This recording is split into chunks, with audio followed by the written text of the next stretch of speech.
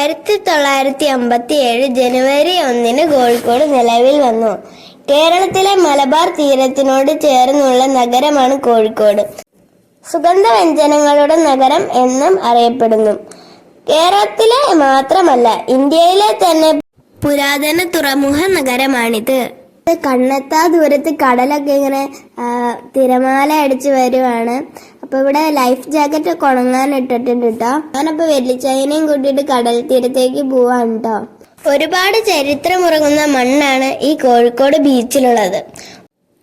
Vasco da gamma പണ്ട് കപ്പലിറങ്ങിയത് കോഴിക്കോട് ജില്ലയിലെ കാപ്പാട് തീരത്താണ്.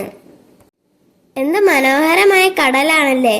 ഞാൻ ഈ തപ്പി പറക്കുന്നത് വേറെ ഒന്നും അല്ല കേട്ടോ.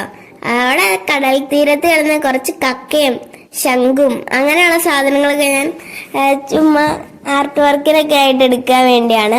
അപ്പൊ ചിലതിന് ജീവനൊക്കെ ഉണ്ടായിരുന്ന കക്കയാണ്, ചിലതിനൊന്നും ജീവനില്ല, ഷെല്ല് മാത്രമാണ്. പിന്നെ ഞാൻ ഒരു കടയിൽ കയറി ഒരു മാങ്ങ തന്നു. എൻ്റെ കൈ മൊത്തം മണ്ണായിരുന്നു, എന്നാലും ഞാൻ സഹിച്ച് തിന്നുന്നുണ്ട്. അപ്പൊ ഒരുത്ത ഫോട്ടോയ്ക്ക് വേണ്ടി പോസൊക്കെ ചെയ്ത് കൊടുക്കുവാണ്.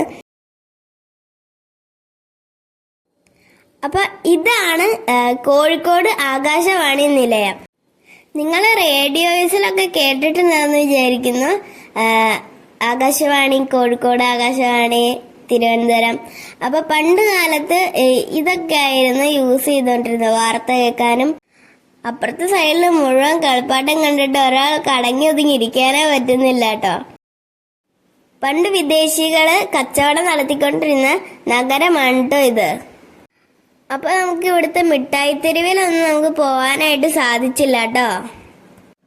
അപ്പൊ കൂട്ടുകാരെ, ഇതാണ് ഫാറൂഖ് പാലം.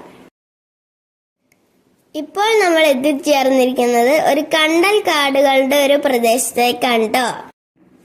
പുഴയും കടലും ചേരുന്നിടത്തുള്ള ഒരു ഉപ്പ് കലർന്ന വെള്ളത്തിൽ വളരുന്ന സസ്യമാണ് ഈ കണ്ടൽ കാടുകൾ. ഭൂമിയിലെ ഏറ്റവും ജൈവ സമ്പന്നമായ ആവാസ വ്യവസ്ഥകളിൽ ഏറ്റവും പ്രധാനപ്പെട്ടതാണ് ഈ കണ്ടൽ കാടുകൾ. കണ്ടൽ കാടുകൾ ധാരാളം കാർബൺ ഡൈ ഓക്സൈഡ് വലിച്ചെടുത്ത് ഓക്സിജൻ കൂടുതലായിട്ട് റിലീസ് ചെയ്യുന്നു. അപ്പൊ ഇവിടെ മൊത്തം ഞണ്ടുകളാണ് കേട്ടോ. നിങ്ങൾക്ക് കാണാൻ പറ്റുന്നുണ്ടോന്ന് എനിക്ക് അറിയത്തില്ല. കുഞ്ഞു ഞണ്ടുകളുണ്ട്, നമ്മള് കടയിലൊക്കെ കാണുന്ന ആ തരം ഞണ്ടുകളല്ല, ഒരു കാട്ടുഞണ്ട് എന്നൊക്കെ പറയാം, ആ ഒരു സൈസിലുള്ള ഞണ്ട് വരെ ഉണ്ട്. അപ്പൊ എനിക്ക് നല്ലോണം കാണാൻ പറ്റുന്നുണ്ട്. നിങ്ങൾക്ക് കാണാൻ പറ്റണത് നിങ്ങൾ ജസ്റ്റ് ഒന്ന് കമന്റ് ചെയ്യണേ. അപ്പൊ ഇവിടെ ഒരു വഞ്ചി കിടക്കുന്നുണ്ട് കേട്ടോ. അതെന്തിനാണെന്നൊന്നും എനിക്കറിയത്തില്ല. മറ്റേ പണ്ട് ഇതിലൊക്കെ കയറി പോവാറുണ്ട്. ഇതേ അപ്പൊ ഇവിടെ ഒരു വലിയ ഞണ്ട് ഇരിക്കണ്ട്, നിങ്ങൾക്ക് കാണാൻ സാധിക്കണ്ട, അത് നമ്മളെ കണ്ട് ഓടി പോവാണ്. അപ്പൊ അത് അകത്തൊക്കെ കുറെ ഞണ്ടുണ്ട് കേട്ടോ ഇവിടെ. നിങ്ങൾ എങ്ങനെ വന്നാലും ഞണ്ടുകളുടെ ലോകം എന്ന് വേണമെങ്കിൽ നമുക്ക് പറയാം കേട്ടോ. അത്രമാത്രം ഞണ്ടുകളാണ് ഇവിടെ ഉള്ളത്. നമ്മൾ അപ്പുറമൊക്കെ ഇതേപോലെ ഞണ്ടുണ്ടായിരുന്നു. അപ്പൊ കുഞ്ഞു ഞണ്ടൊക്കെ നല്ല ക്യൂട്ടായിട്ട് നടന്നു കാണുന്നതൊക്കെ ഞാൻ ആദ്യമായിട്ടാണ് ഞണ്ടിനെയൊക്കെ ഇത്ര അടുത്ത് കാണുന്നത്. മറ്റേ കടയിൽ വെച്ചാണ് ഞണ്ട് ഞാൻ കണ്ടുണ്ട്. അപ്പൊ ഇപ്പൊ വെള്ളിച്ചായി ഞണ്ടിനെ പിടിക്കാൻ ശ്രമിക്കുകയാണ് കേട്ടോ. അപ്പൊ ഞാൻ വെള്ളിച്ചായിനെ പ്രോത്സാഹിപ്പിച്ചോണ്ട് ഇരിക്കുകയാണ്. ഞണ്ടിനെ പിടിക്കാൻ പറഞ്ഞു. ഞണ്ടിനെ പിടിക്കാൻ പോകുമ്പോ തന്നെ ഒറ്റയാളെ ഓടിപ്പോവാണ്. അപ്പൊ വെള്ളിച്ചായി ഞണ്ടിനെ പിടിക്കാൻ ശ്രമിക്കണ്ട്. ഈ സൈഡിലൊക്കെ നമുക്ക് ഇപ്പൊ ഞാൻ സൂം ചെയ്ത് കാണിച്ചുതരാം. അതെ, എത്ര ഞണ്ടുകളുണ്ട് ഇവിടെ. 2-3 ഞണ്ടൊക്കെ ഉണ്ടെന്ന് തോന്നുന്നു കേട്ടോ. അപ്പൊ ഒരു സൈഡിൽ തന്നെ 10-15 ഞണ്ടുണ്ട്. അപ്പൊ ഇവിടെ ഒരു ഊഞ്ഞാലുണ്ട് കേട്ടോ, വരുന്നവർക്കൊക്കെ ഒന്ന് രസിക്കാൻ വേണ്ടി. അപ്പൊ നമ്മളിപ്പോ എത്തിച്ചേർന്നിങ്ങനെ ഒരു മേരി വേൾഡ് എന്ന് പറഞ്ഞ ഒരു അമ്യൂസ്മെന്റ് പാർക്കാണ്. ഇത് കമ്മിങ് സൂൺ ആണ്. അപ്പൊ ഇവിടെ ചില റൈഡൊക്കെയാണ് ഓപ്പൺ ആയിട്ടുള്ളൂ. അപ്പൊ ഇവിടെ ഗ്ലാസ് ബ്രിഡ്ജ് കാണാൻ വേണ്ടിയാണ് കേട്ടോ ഞങ്ങളിവിടെ വന്നേ.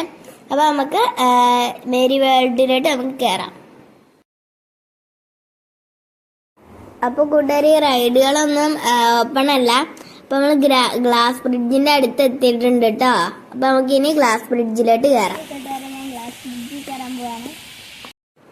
നമ്മളിപ്പോ ഗ്ലാസ് ബ്രിഡ്ജ് കയറാൻ പോവാണ്. അവള് ചെരുപ്പൊക്കെ ഊരിയിട്ടിട്ടാണ് കയറുന്നത്.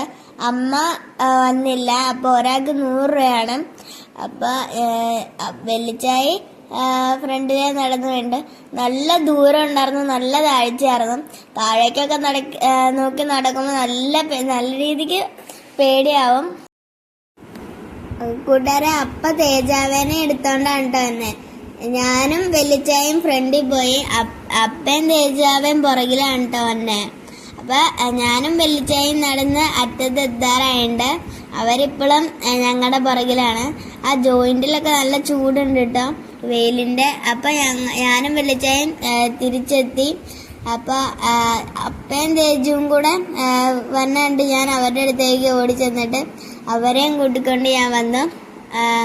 അപ്പൊ നല്ല എക്സ്പീരിയൻസ് ആയിരുന്നു എനിക്ക്. താഴേക്ക് നോക്കുമ്പോൾ ചെറിയൊരു പേടി ഉണ്ടെങ്കിലും നല്ലൊരു എക്സ്പീരിയൻസ് ആണ്. ഞാനിപ്പോൾ താഴേക്ക് നോക്കി വന്ന് നല്ല എക്സ്പീരിയൻസ് ഉണ്ടായിരുന്നു. ഞാൻ ഡാൻസ് ഒക്കെ കളിച്ച് അപ്പോൾ ഞാൻ വെളിയിലോട്ട് ഇറങ്ങി. ഇതേപോലെ ഗ്ലാസ് ബ്രിഡ്ജിൽ കയറിയിട്ടുള്ള ആരെങ്കിലും ഉണ്ടെങ്കിൽ ഒന്ന് കമൻറ്റ് ചെയ്യണേ. നല്ല താഴ്ചയുണ്ട്. അപ്പോൾ ഈ വീഡിയോ ഇത്രയുള്ള. വീഡിയോ ഇഷ്ടപ്പെട്ടെങ്കിൽ ലൈക്ക് ചെയ്യുക, ഷെയർ ചെയ്യുക, സബ്സ്ക്രൈബ് ചെയ്യുക. അടുത്ത വീഡിയോ കാണുന്നവരെ ബൈ.